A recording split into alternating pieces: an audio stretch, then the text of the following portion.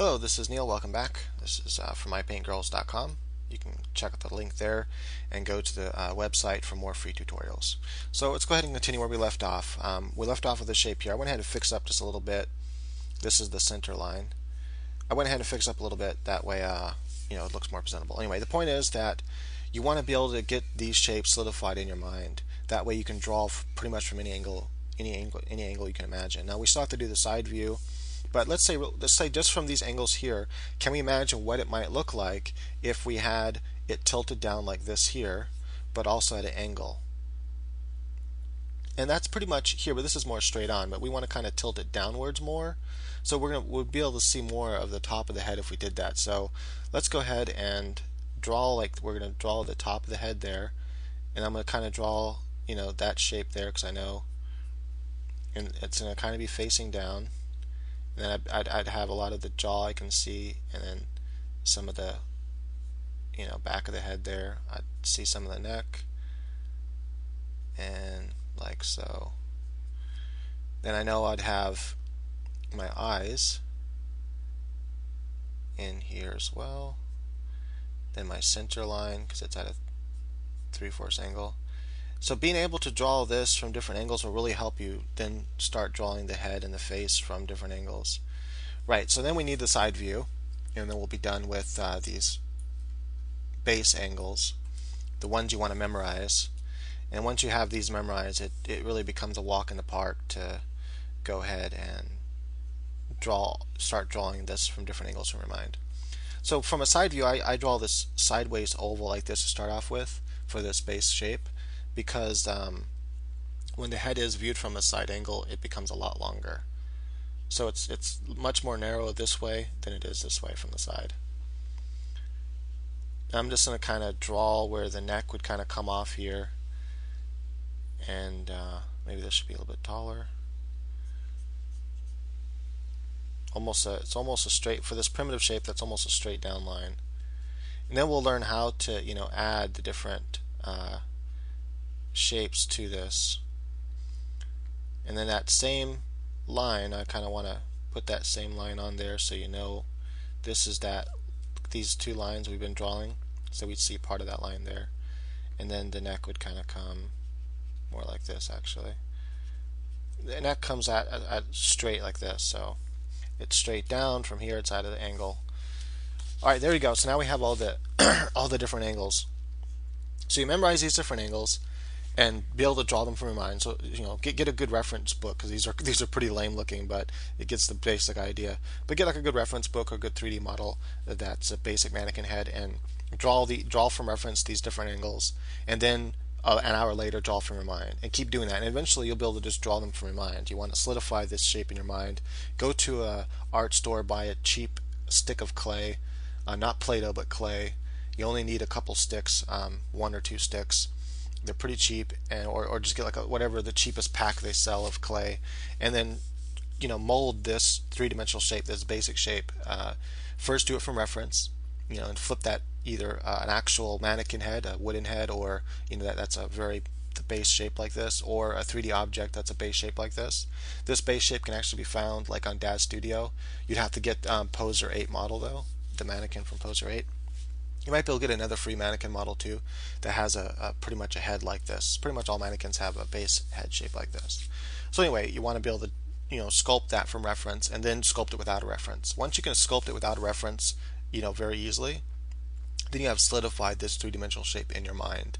It takes a while. It takes a lot of practice to get to that point. Once you're to that point though, and you can draw this three-dimensional shape from any angle, then I guarantee you can draw the face from any angle, because now you're just going to add a little bit more knowledge to this, and you're going to see how easy it will be to draw the human face now.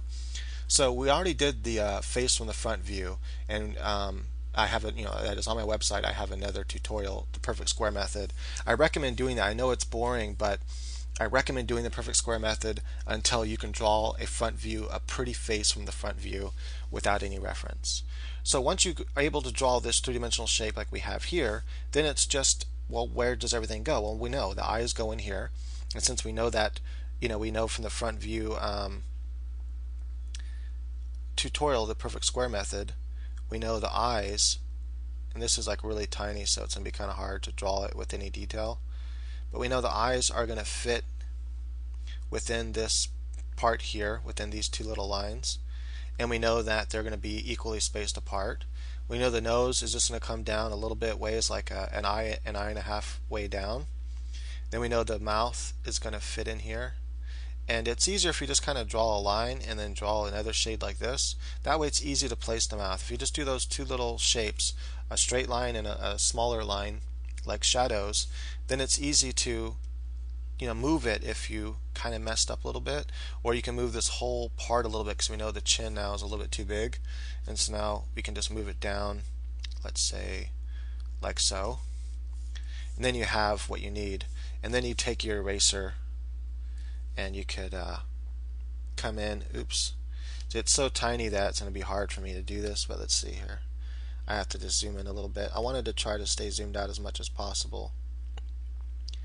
I'm just going to slightly shape a little bit like that. So I'm not going to put much detail on it since we're working so tiny. Right, so the point is though that now you can see there's a face there. And now you just have to learn a few different rules in order to apply the face to these different three-dimensional models. The reason why I want you to also memorize where this band goes is that helps you know where everything else goes. There are some things you need to memorize though. As the head tilts back, the nose gets closer to the eyes. Matter of fact, it pretty much overlaps into this area here, like so. And then the lips get really close as well. So you just draw, oops, you draw that front line, oops, that front shadow, and then draw that bottom shadow. Notice the chin appears to be a lot longer as the head tilts back. As the head tilts down, you have the nose gets longer, at least it looks like it's longer, further away from the eyes, and the lips end up being right here, and so the chin looks very tiny. It's not, it is tiny, it's not literally shrinking, it's just moving away from us. So these little things you want to memorize. It just makes it drawing from these different angles easier. Now that looks kind of like a pig nose, and you have to be kind of delicate with how you draw it from that angle, but I don't want to show that just yet. I probably won't have enough time to show that in this video. And so then you would still draw the eyes, an eye length apart, and they'd fit in like that. You'd see a lot of the top part of the socket, so you'd have a lot of that dark area up there. Let's say it's being lit from above. Then you'd see some of the eyebrows. So this is kind of a ugly looking view from the head. You just kind of start shaping it more as it would look as a real head from this angle.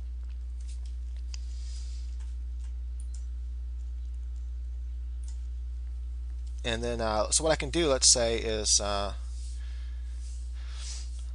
get my soft brush here and just lightly erase this. And you can see though, once you have that base shape, how it would be easy to draw the head as it would appear.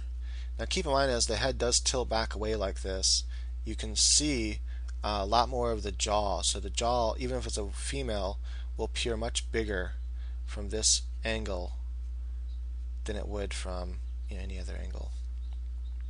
Slightly tilt in like that. Let's go ahead and shade part of this here.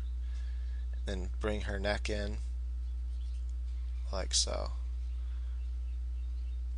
Right, so then you want to, you already know where the eyes are going to be and everything, so you can begin to draw the eyes. And from this angle, the eyes take a different shape. And this is something you're going to want to look at something you want to look at references for, and draw the eyes from this angle here. I kind of made that one higher than this one or whatever. And you can actually see a lot of the bottom part of the eye. So I'm not really, not